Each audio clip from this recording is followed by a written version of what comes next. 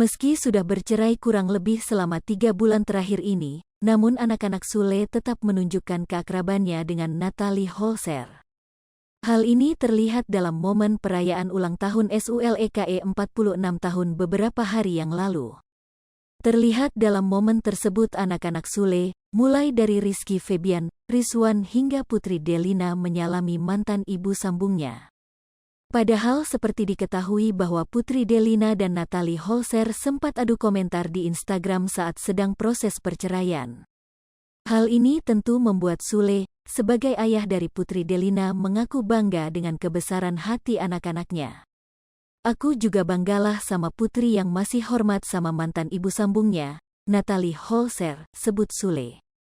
Iki, Rizky Febian, juga aku bangga dengan hal itu, jelas Sule. Hal yang penting bagi Sule, antara dirinya dan anak-anak tetap bisa menjaga silaturahmi satu sama lain. Bagi Sule saat Natalie Holzer bertemu dengan anak-anaknya, tidak ada kebencian di situ.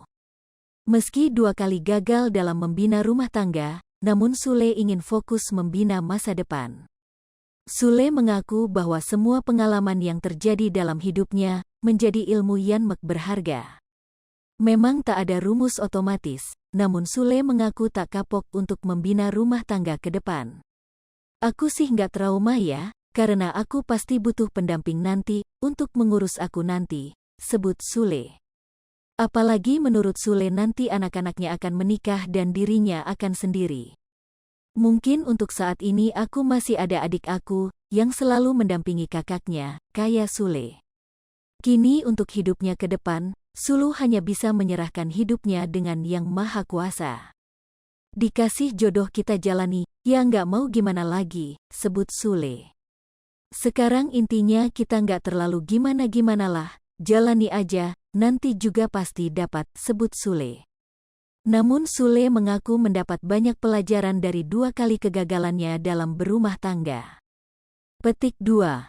Intinya banyak banget ilmu yang saya dapat, tentang kesetiaan, tentang keromantisan, tentang apapun itu, kesabaran, banyak banget, kata Sule. Sule tak menapik jika dirinya dulu tipe orang yang temperamen. Sule tak menapik jika dirinya sedih lantaran Atzam menangis saat digendong oleh dirinya. Bahkan Sule mengaku bangga dengan anak-anaknya yang tidak menaruh kebencian kepada Natalie Holzer.